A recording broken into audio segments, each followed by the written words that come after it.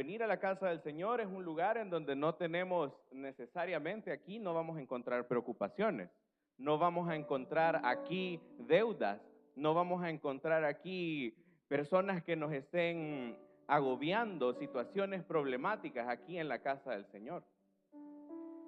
Y esto es algo precioso porque la verdad que en la presencia del Señor y más o menos en la casa del Señor, porque a veces nosotros somos los culpables de que esto no suceda, pero en la presencia del Señor nosotros encontramos seguridad y plenitud.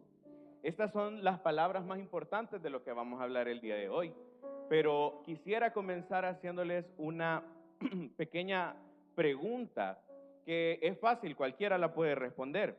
¿Qué es lo que nosotros obtenemos el día que recibimos a Cristo? ¿Qué se les viene a la mente? ¿Qué es lo que nosotros obtenemos el día que nosotros recibimos a Cristo? Díganme lo que piensan, no se preocupen, no hay respuesta mala. Salvación. ¿Qué más obtenemos el día que recibimos a Cristo? Libertad. ¿Qué más? Paz. Híjole, podemos decir muchísimas cosas. Podemos decir paz, gozo, libertad, tantas cosas que obtenemos. Pero una nueva identidad, ese es mi punto. Saben que realmente lo que obtenemos el día que recibimos al Señor es a una persona, ¿sí? Obtenemos a una persona y esta persona engloba todas las cosas. Nosotros creemos, y este es el verdadero problema a veces de nuestra forma de ser cristianos. Nosotros creemos que ser cristianos son cosas, pero según lo que nos dice la pastora, según lo que podemos entender de la palabra, lo que tenemos es una identidad y esa identidad está en Cristo. ¿Por qué? Porque Cristo habita en nosotros, ¿sí? Entonces, todo eso, todas esas cosas que nosotros estamos mencionando, todas esas se obtienen en una sola persona, en una sola identidad nueva. Así que sí hay gozo, sí hay paz, sí hay salvación, sí hay gracia, sí hay una vida completamente diferente, pero eso está anclado a una persona. Esta es la forma, hermanos, en la cual a veces pudiéramos nosotros cometer el error de simplificar algunas cosas. O más bien enfocarnos en cosas en lugar de una persona. Y lo mismo sucede, hermanos, cuando hablamos de seguridad. Vamos a ver, hagamos un ejercicio mental. Pensemos cómo era salir a los alrededores de nuestras colonias, cómo era entrar a Ilopango, Soyapango, a Las Margaritas y Las Campaneras en el 2010, por ejemplo. ¿Cómo era? Ahora, si usted el día de hoy decide hacer una expedición, una salida turística y usted la hace a Las Campaneras, ¿qué es lo que va a encontrar? ¿Va a encontrar lo mismo que había en el 2010? No. ¿Qué va a encontrar? Un lugar tranquilo, un lugar seguro, un lugar no violento, un lugar en donde usted no se siente inseguro. Pues la pregunta es, vaya, voy a irme metiendo poco a poco. Seguridad. O sea, en El Salvador ahora podemos decir que hay una gran diferencia de hace 10 años. ¿Por qué? Porque hay seguridad. Pero si yo les pregunto, ¿seguridad es que no me roben? ¿Seguridad es que no me quiten algo? ¿O seguridad es un conjunto de cosas? ¿Por qué? ¿Por qué les digo esto? Si, por ejemplo, es cierto, ya no hay vándalos, ya no hay personas, pero usted no tiene qué comer ese día, ¿se siente seguro o inseguro? Si aparte de eso, usted no tiene un lugar en donde enviar a sus hijos, en donde lo eduquen correctamente, sino que lo envía a una escuela en donde literalmente pasa toda la mañana ahí, solo se lo tienen guardado, después sale de ahí y sale exactamente igual, es decir, que no tiene una buena educación, para usted es un lugar seguro o inseguro. Seguridad engloba muchas cosas. Si usted, por ejemplo, se enferma y usted quisiera ir a pasar a consulta porque usted tiene derecho al seguro social o porque usted va a un hospital nacional, pero usted sabe que en donde va, lo más posible es que le corten el pie, que no es. O sea, es para usted seguridad eso, le da a usted seguridad plena eso. Entonces, ¿qué es la seguridad? La seguridad realmente es un conjunto de cosas. No es solo la ausencia de violencia en el caso de nuestro país. Hay muchas más cosas que engloban. Ahora, ¿saben que seguridad también es diferente para una persona que para otra? Para mí lo que es seguridad, por ejemplo, no necesariamente es lo que significa seguridad para Carlita. Y se lo voy a poner con un ejemplo de la Carlita de hace como 15 años. Sí, no, yo sé que ustedes creen que tiene 25, pero no, ya, no, quizá más de 15 años. La Ana Ruth, estaba estudiando en la Don Bosco. Y un día, la Carlita con Ana Ruth se fueron en una 41E y llevaban una cantidad de dinero para pagar no sé cuántos meses de la universidad. Y en la 41E, creo yo, se subió alguien, no sé si, ahí está contando, le puso una navaja y les quitó absolutamente todo lo que llevaban para pagar la universidad. No les estoy hablando de $5, pero lo difícil era, uno, que iba a pagar la escolaridad, dos, que eso significaba que ella iba a poder seguir estudiando, o sea, le estaban quitando la posibilidad de seguir estudiando, y tres, aparte de eso, le pusieron una cuchilla. Ahora, lo que era para la Carlita inseguridad, para mí era seguridad. Saben que ella, en esta ruta de buses, se bajó a 2 pasajes de mi casa, a 2 pasajes o 3 pasajes de mi casa.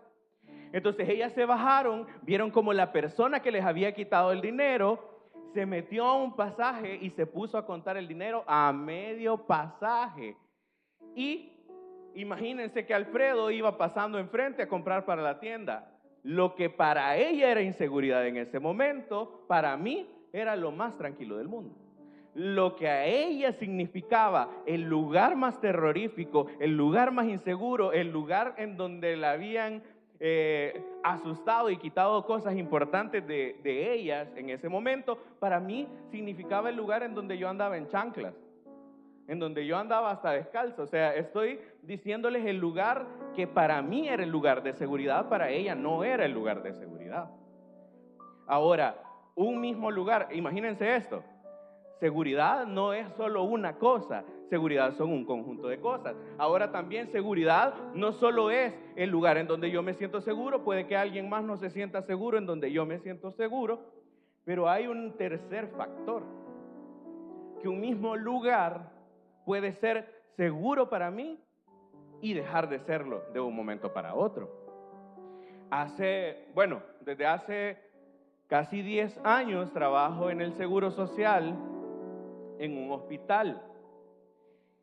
Yo sé que la mayoría cuando va a un hospital es un lugar de inseguridad o un lugar de preocupación o un lugar de estrés. Me van a inyectar, me van a hacer esto, me van a ingresar, estoy enfermo, pero saben que lo que para todas las personas normales es inseguridad, para mí es seguridad. ¿Por qué? Porque es mi lugar de trabajo, es donde me desenvuelvo, es donde conozco a las personas, es donde yo diariamente veo de todo, ¿sí? Muchas personas han perdido sus familiares ahí. Entonces, pero como es mi lugar de trabajo y es lo que yo hago todos los días, para mí es mi lugar seguro. Pero ¿qué pasó hace como 3 o 4 meses? Como 3 o 4 meses, ingresan a mi papá, sucede todo el desenlace que ustedes ya saben, y a partir de ese momento, para mí, el hospital, la institución para la que trabajo, se volvió en el lugar más inseguro del planeta.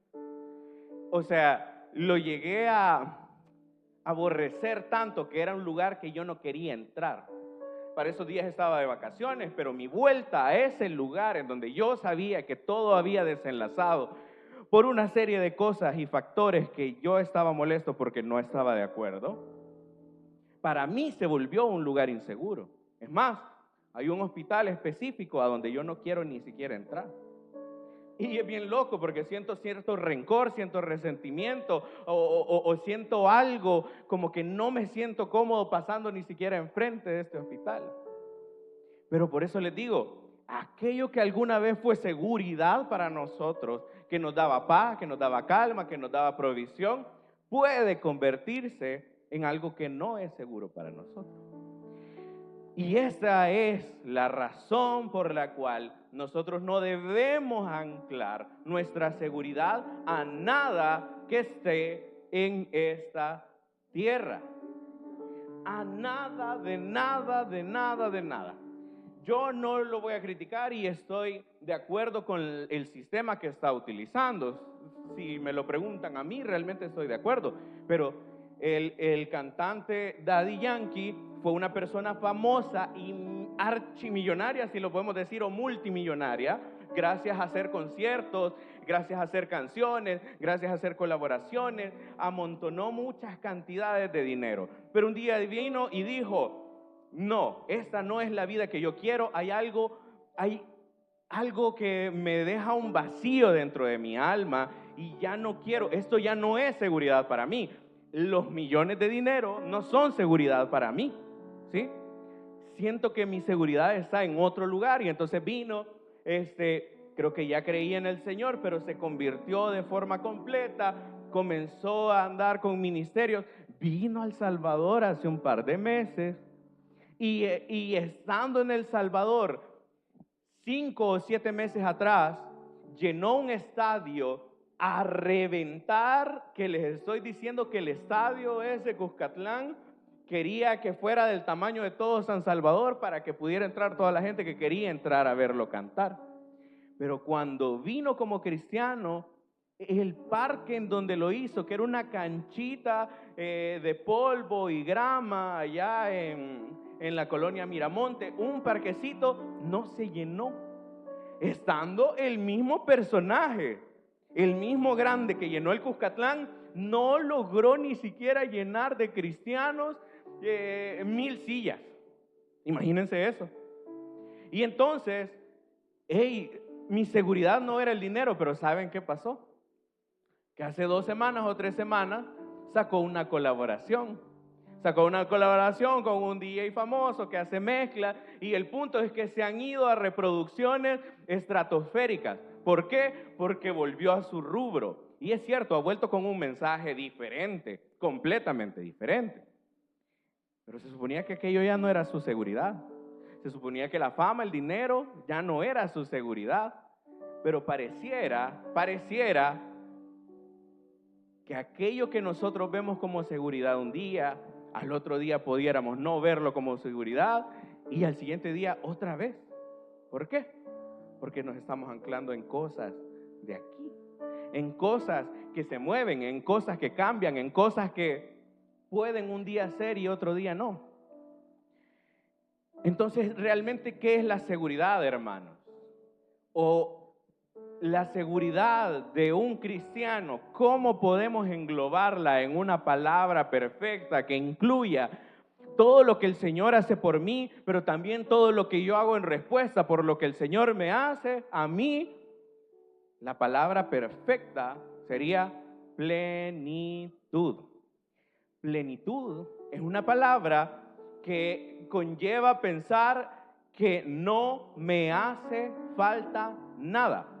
Si nosotros queremos entender el concepto de plenitud sin irnos a algo tan profundo, entendámoslo así: es el momento, la situación o el tiempo en el que nosotros no necesitamos nada más, que sentimos que estamos en el momento perfecto, en el momento cúspide de nuestra carrera, en el momento cúspide de nuestra formación familiar, en el momento en donde nosotros de verdad podemos decir: ya no me hace falta nada. No porque sienta que estoy en lo más alto, sino porque definitivamente en mi corazón no necesito nada más. Y esa palabra es importante para el cristiano: plenitud. Quiero que leamos la palabra en Colosenses capítulo 2. Qué gran introducción, discúlpenme. Colosenses capítulo 2, versículos 8 y 9. 8, 9 y 10 vamos a leer. Y aunque vamos a analizar algunos después, pero leamos estos pasajes. Dice, mirad que nadie os engañe por medio de filosofías y huecas sutilezas, según las tradiciones de los hombres, conforme a los rudimentos del mundo, y no según Cristo, porque en Él habita corporalmente toda la plenitud de la deidad. Y vosotros estáis completos en Él, que es la cabeza de todo principado y potestad. Cerremos nuestros ojos, amado Padre Celestial. Tu palabra, Señor, nos revela en esta mañana lo suficiente como para decir, este es el mensaje que yo necesitaba escuchar. Justo antes de terminar este 2025, Señor, estamos dispuestos a escuchar tu palabra, a escuchar tu mensaje, a que nos hables, Señor, a través de tu palabra y que tu Espíritu Santo transforme nuestros corazones, Padre. Ven, Señor, a cada uno de nosotros y permítenos llevar a cabo esta palabra, Dios. Que al finalizar este año podamos llegar a esta concepción, sentirnos plenos, Señor, completos, Padre, sin necesidad de nada más que de tu presencia. En el nombre de Jesús te agradecemos y te exaltamos. Amén y amén. Amados hermanos, esta es una palabra que todos los seres humanos buscamos. Esta es la razón por la cual quienes intentamos sacar una carrera o nos esforzamos por sacar una carrera lo hacemos. Quienes nos esforzamos por hacernos de un vehículo, de una casa, de una propiedad, de un nombre, de un trabajo, de un negocio fuerte, lo que realmente buscamos en nuestras vidas es sentirnos plenos. ¿Por qué? ¿Por qué se los puedo preguntar? Porque pudiera ser que lleguemos al éxito en un ámbito y que por otro lado no hayamos alcanzado la meta que queremos. Les voy a poner un ejemplo de un científico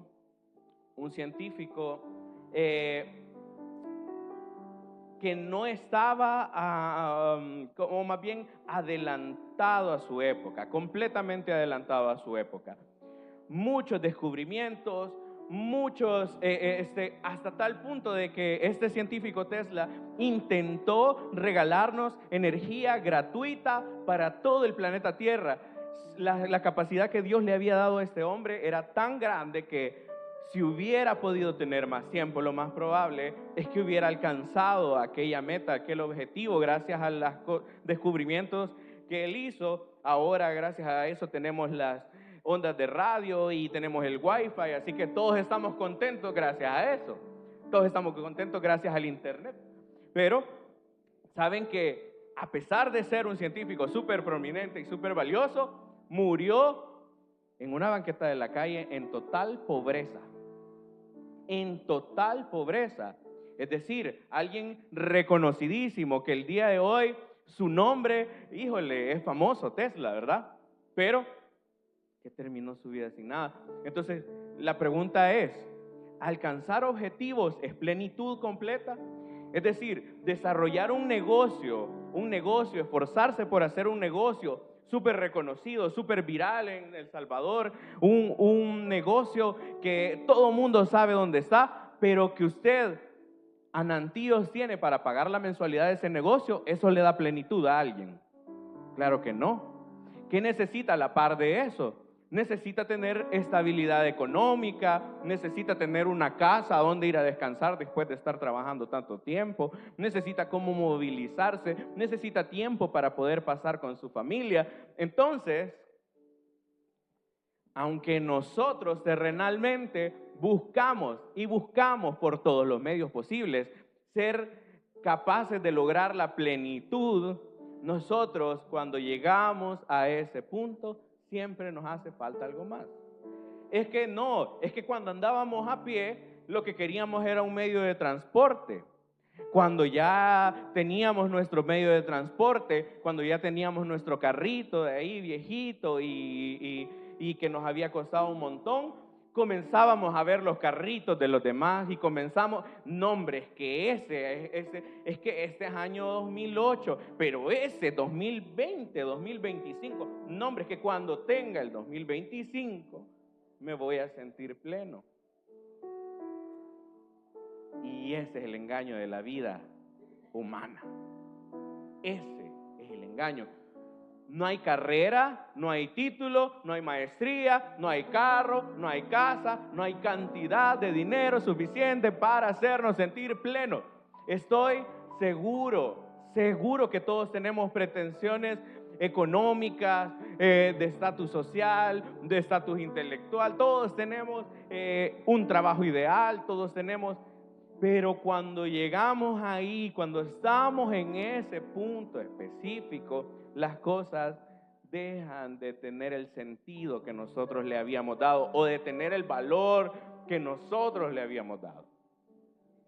Y esto es una realidad del, no sé ni cuánto por ciento de decirle, de las personas que han buscado el éxito. Puede que nosotros nos sintamos tristes en nuestra economía moderada, pero hermanos, lo mismo que sentimos nosotros, lo siente el multimillonario que aunque lo tiene todo, siempre o quiere más o no está satisfecho, o tiene problemas mentales, o tiene problemas de salud, o tiene problemas, pero siempre se llega a la conclusión de que alguien no está pleno. ¿Y saben por qué razón es? Porque los seres humanos hemos sido creados por un Dios perfecto, y este Dios perfecto nos puso a nosotros un espacio que está hecho para ser llenado única y exclusivamente por el Señor. Es imposible que alguien alejado del Señor, por más éxitos que alcance, por más Daddy Yankee que sea, por más estadios que llene, se sienta completamente pleno si no está de la mano del Señor. Y hay algo bien humanística ahora la prédica, pero hay algo que se le llama, que se descubrió allá por 1970, que se le llama síndrome del impostor. Fíjense que este síndrome del impostor es un término que quizá muchos hemos sentido, que es de sentir que no merecemos lo que hemos alcanzado. Suena algo bayunco al decirlo, pero fíjense que quienes hemos hecho hasta bachillerato, quienes hemos estudiado, quienes hemos sacado una carrera, a veces llegamos a un puesto de trabajo en donde nos dan un perfil, y ese perfil dice, tiene que saber esto y esto. Y entonces yo vengo y hago mi currículum. Y en mi currículum pongo que yo puedo hacer esto, que puedo volar aviones, que puedo viajar al espacio y no sé qué, porque yo en el currículum pongo que soy lo máximo. Pero el día en el que me presento, aquellas supercapacidades que dije, yo puse licenciado en química y farmacia y ni siquiera sabía diferenciar la acetaminofén de la prednisona, de la metocarbamol. El síndrome del impostor se da cuando alguien cree que no es suficiente para cubrir algo, para calzar en algún lugar. Y a todos los que entramos a un trabajo nos sentimos exactamente igual. A todos. Todos sentimos que nos rebasa. Todos sentimos que aquel lugar en donde nos están poniendo como que quizá no aprendí lo suficiente. Quizá cuando llegábamos a materias de cuarto o quinto año, decían, esto lo aprendieron en primer año. Y yo, ¿cómo? ¿En primer año de qué? ¿De la segunda carrera tal vez? No, esto se los enseñaron allá por los primeros ciclos. Y yo, híjole, pues no sé eso. Y cuando llega al trabajo, esto se los enseñaron allá en farmacología. ¿Cuál? Yo no aprendí nada de eso. Y estoy seguro que cada quien en su rubro le puede haber pasado algo así parecido.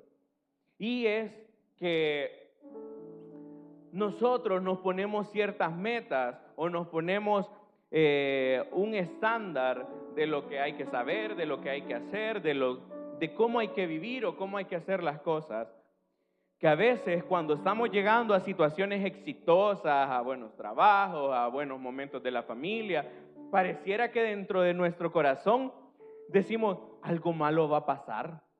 Es que no puede ser que todo lo que me pase sea bien. No, es que tengo un presentimiento. Ese es el síndrome del impostor. Que para nosotros la seguridad, la plenitud, la estabilidad, la tranquilidad está anclada a lo que está a nuestro alrededor, pero desgraciadamente el millonario piensa encontrar la plenitud en millones, pero cuando está ahí quiere más, o tiene ansiedad, o tiene depresión, o se quiere suicidar, o no tiene familia, o nadie está de forma real con ellos porque los aman. Y el que no tiene recursos se preocupa porque no tiene para pagar, porque no sabe qué le va a pasar, porque qué va a ser el día de mañana, porque cómo va a pagar los recibos. Y entonces en los dos extremos encontramos a personas que no encuentran plenitud. Pero cuando la plenitud real está en Cristo, no importa si esté en un lado de la balanza o en el otro, en la misma vida puede uno llegar desde un lado al otro y viceversa. Pero si mi plenitud está anclada en el Señor, ese es el momento en donde no importa la situación en la que me encuentro. Siempre me voy a encontrar en paz y pleno. Hay un versículo bien hermoso que hasta lo andamos llevando por todos lados, Filipenses 4:13. Fíjense que ese versículo dice, todo lo puedo en Cristo que me fortalece. Todos entendemos esto. Todos entendemos que estamos frente a un gigante, frente a un reto, frente a algo que nos reta a ser esforzados y valientes. Y entonces venimos y decimos, todo lo puedo en Cristo que me fortalece, y ese Goliat, y ese gigante, y ese trabajo me lo van a dar, y esta enfermedad va a caer. Y todos sentimos que a eso se refiere Filipenses 4:13. Pero saben que quien lo estaba escribiendo estaba preso. Es que él no está hablando de cosas grandiosas y majestuosas necesariamente. Él está hablando de que ha sabido vivir cuando hay dinero como cuando no había absolutamente nada. Cuando había abundancia como cuando no había ni siquiera qué comer. Él había aprendido a vivir en diversas situaciones. Y es más, pudiéramos sacar todo lo que sufrió Pablo.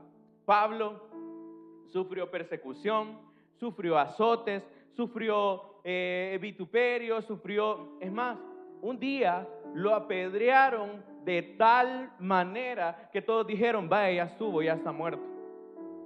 Lo apedrearon. Y estando ahí, él vino, se levantó, se limpió y volvió a seguir en su... O sea, este era Pablo, ¿sí? No sé si alguno de nosotros se puede parecer a lo que él sufrió. Yo creo que de ninguna manera nos podemos acercar. Pero él lo que nos está diciendo a través de esto es, yo he encontrado la plenitud. ¿Y mi plenitud está en quién? En el Señor. Porque he aprendido, como dice Filipenses 4:13, a que todo lo puedo en Cristo que me fortalece. No solo el día de la lucha contra ese gigante, también el día en donde pareciera que no hay ni siquiera para comer, pareciera que este diagnóstico no va a cambiar, pareciera que aquello por lo que luché tanto en obtener está completamente perdido. Dice Pablo, todo lo puedo en Cristo, todo lo puedo superar, todo lo puedo pasar adelante. Pero la palabra del Señor en el pasaje que estamos leyendo en Colosenses dice, mirad que nadie os engañe por medio de filosofías huecas y sutilezas, según las tradiciones de los hombres conforme a los rudimentos del mundo y no según Cristo. Cuando todo esto que les he hablado, hermanos, lo traemos a la vida espiritual, lo traemos al cristianismo, lo que nos está diciendo Pablo a través de ese versículo es que nadie nos engañe poniendo reglas de hombre, que nadie nos engañe diciendo cómo nos tenemos que comportar, cómo nos tenemos que vestir, de qué forma hay que cortarse el pelo, y que si camisa manga largo, camisa manga corta, que si vestido, pantalón, que si mantelina o no. Dice que nadie los engañe con cosas y filosofías humanas. Fíjense que hay algo bien curioso. Hay una iglesia que ya tiene 50, 60 años, se llama Iglesia Elim, y ellos fueron fundados por un pastor que era muy tradicionalista, llamémoslo así. Es decir, saben que un día vino un cantante que para esa época era bien famoso, que se llamaba Rabito, y él usaba su barba de candado. Entonces estaba contando la experiencia, Rabito, de que el día que vino a Elim, vino y ya iba a comenzar casi la parte en la que él iba a participar, porque iba a cantar e iba a predicar. Y entonces a pasar casi iba, y viene un hermano y lo detuvo y le llevó una rasuradora y le dijo: hermano, por favor vaya y quítese su barba. Y le dijo: no, pero ¿cómo? O sea, ya hice un vuelo desde Los Ángeles hasta aquí, estoy en este momento parado y usted me dice que no puedo pasar. No, usted no puede pasar, vaya y quítese la barba. Y entonces él, para no meterse en controversia, agarró la rasuradora, se fue y se quitó la barba. Salió, cantó y predicó e impactó un montón de gente se convirtió, y cuando bajó les dijo: hermanos, iba a decir exactamente lo mismo con barba o sin barba. Un punto bien claro de cómo las tradiciones humanas a veces se interponen con la vida espiritual de las personas. Porque nosotros tenemos un concepto cuadrado de cómo tiene que ser un cristiano. Y les quiero decir algo. Esta iglesia fue tan tradicionalista y hubieron tantos años que el hermano decía: aquí no queremos empantalonada, aquí no queremos tal cosa. Y ahora tienen un pastor que escudriña la Biblia de forma real y que entiende el punto y lo ha predicado desde el púlpito les ha dicho: esto de separar mujeres y hombres en la iglesia no es algo bíblico, no es necesario en la iglesia. Hacer que, vaya, todos los de esa familia, todos los hombres para allá y todas las mujeres para allá. Eso no es bíblico, no es necesario, dice él. Tampoco es bíblico que faldas o pantalones. Se los ha explicado con Biblia. Pero es que un montón de prédicas explicándole eso. Pero hasta el día de hoy, usted va a Elim y si usted va en pantalón, la ven mal. Y es porque estas tradiciones se van filtrando, se van metiendo tan profundo que para nosotros las tradiciones se vuelven la ley, la palabra de Dios. Que no hay presencia de Dios si usted no se viste así, si no habla así, si no canta así, si no levanta las manos, si no grita, si no llora. Usted no está en la presencia de Dios porque las tradiciones humanas lo decimos.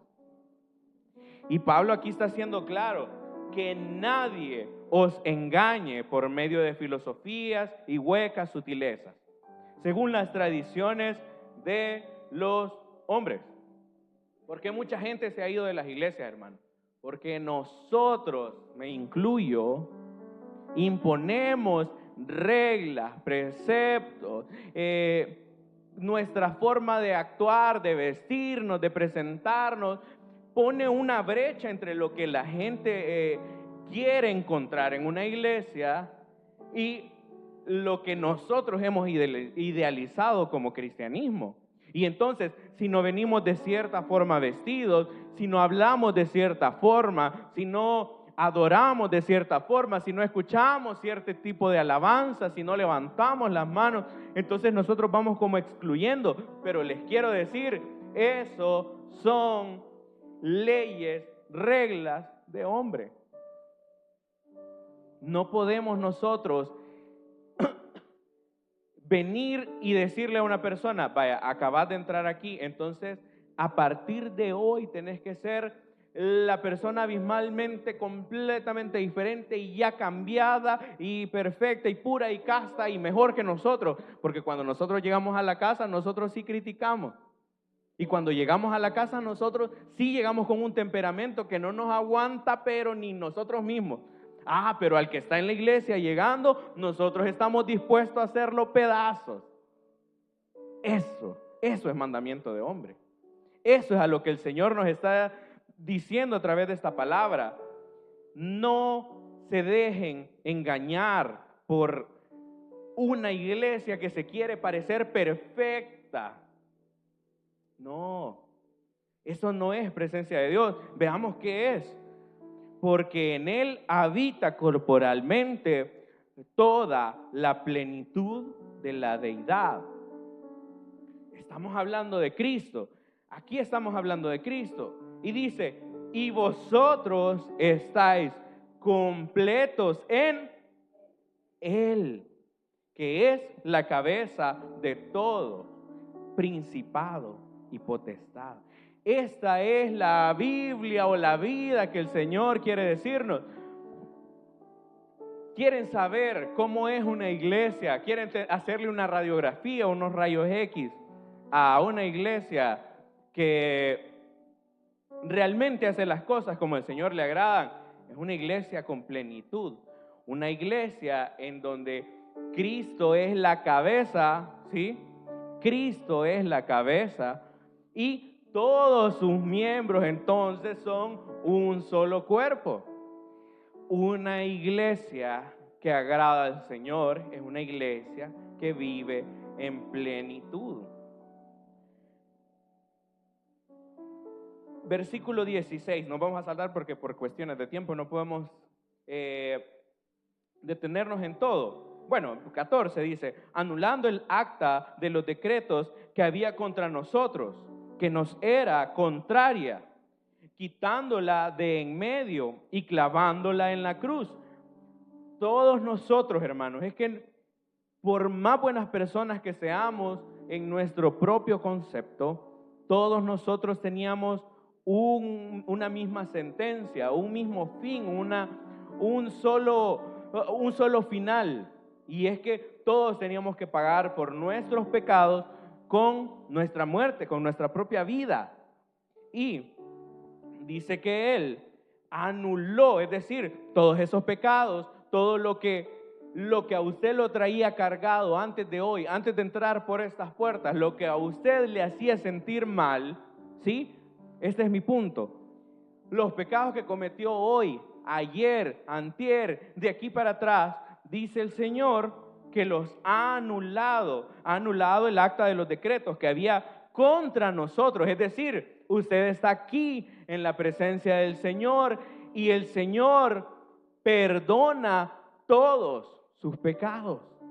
Entonces usted viene a la presencia del Señor ya no por preceptos de hombre, ya no por juicios de humanos en donde usted se tiene que comportar así, aunque tenga ese gran pasado, sino que usted viene con la conciencia completamente limpia de que el Señor perdona todos sus pecados y sus iniquidades, y dice que nos era contraria, quitándola de en medio y clavándola ¿en dónde?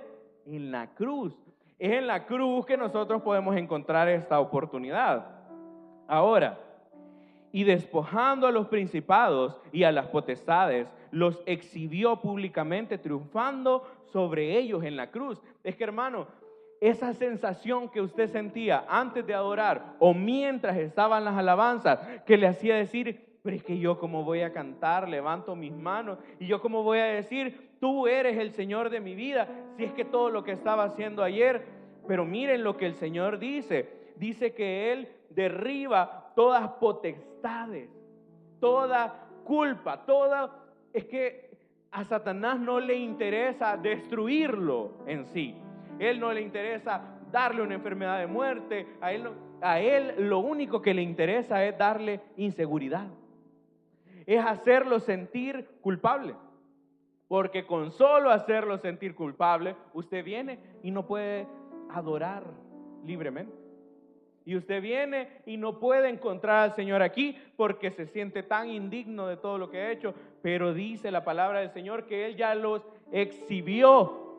Todas estas artimañas del enemigo que nos hacen caer, que nos hacen sentir vergüenza, dice que Él ya las exhibió, dice. Por lo tanto, nadie os juzgue, dice, en comida o en bebida, o en cuanto a días de fiesta, luna nueva o días de reposo. Todo lo cual es sombra de lo que ha de venir, pero el cuerpo es de Cristo. Si por alguna razón nosotros que estamos al frente, que estamos liderando, que estamos predicando, que les voy a ser honesto, este lugar quizá, o en el momento en el que estaba en el bíblico, puede ser que sea el lugar en donde más nos pase lo del síndrome del impostor.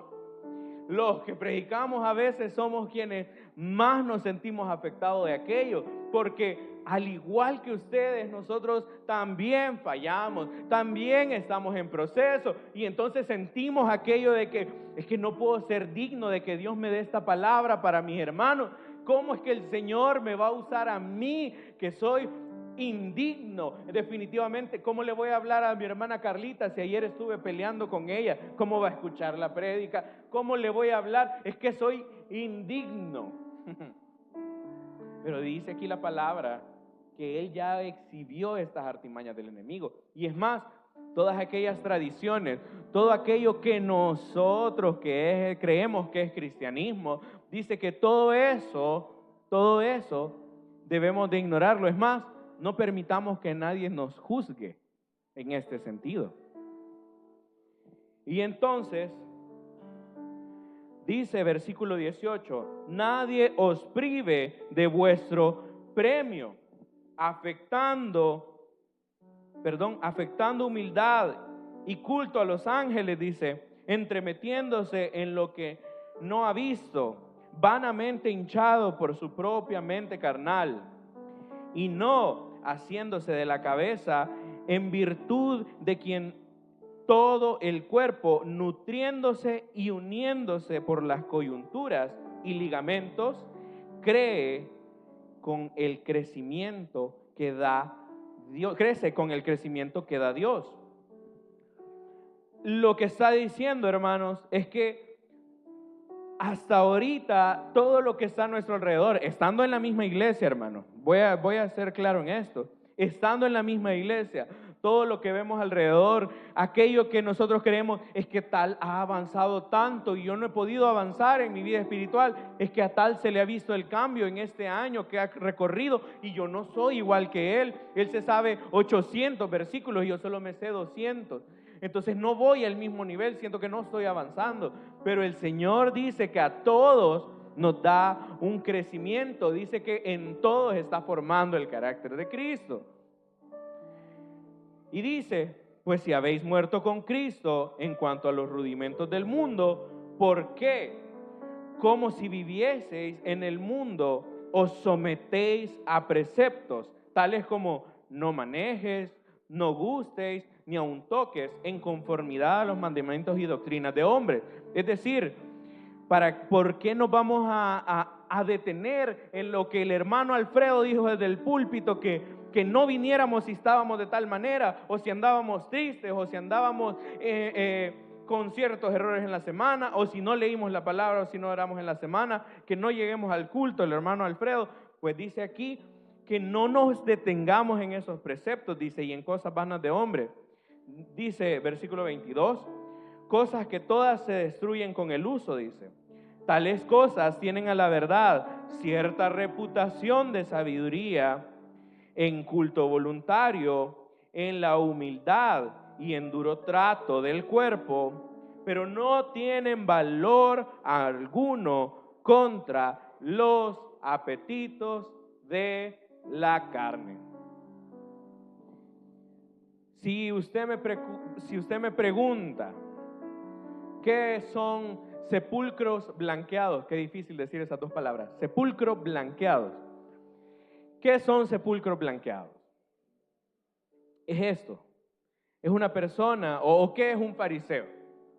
Es una persona que dice, que impone, que manda a que las hermanas no usen pantalón y no usen falda, y desgraciadamente en lo secreto esta persona está con un amante.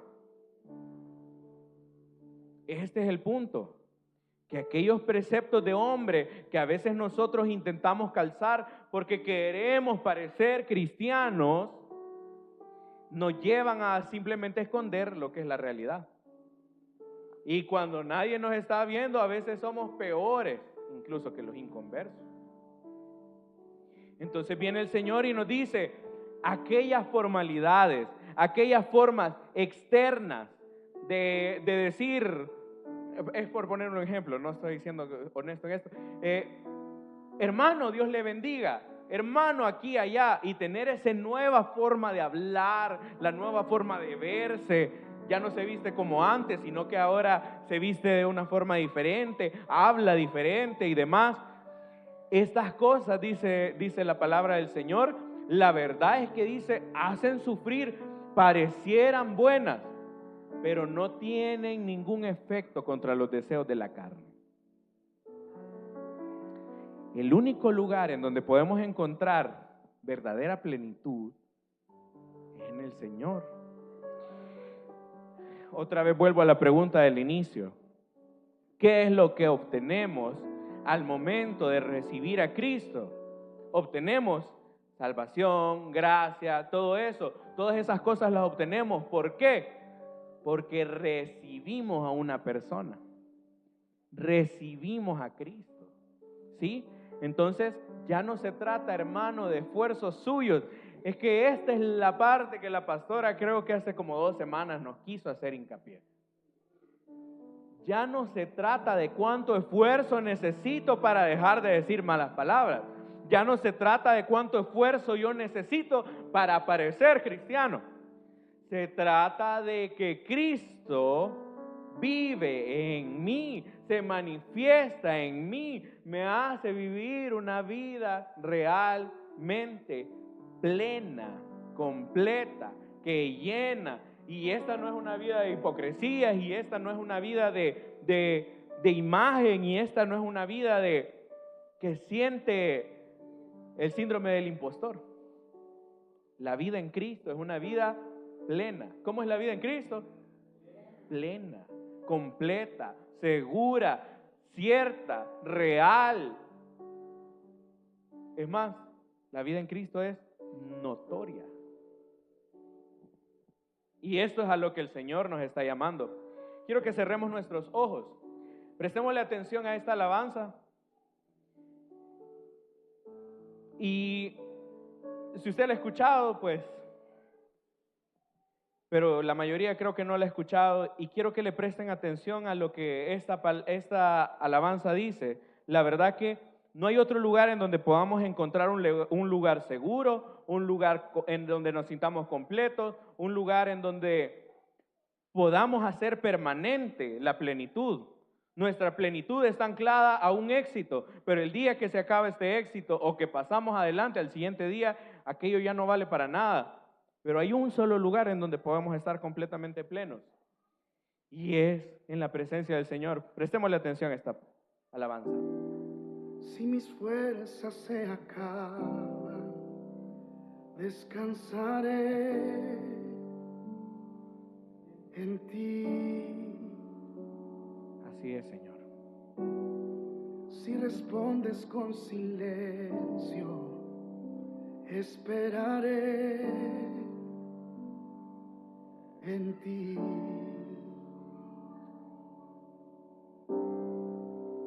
Príncipe de paz, tu palabra me dice que no me dejará.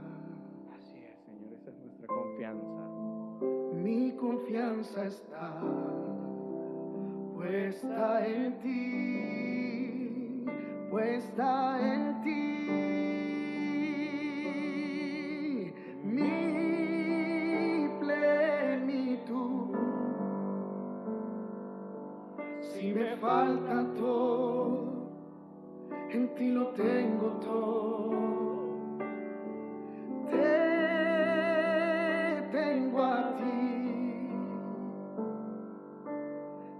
presencia es todo, eres mi tesoro. Señor, estamos ante tu presencia reconociendo esto. Padre, las circunstancias que están a nuestro alrededor muchas veces nos agobian.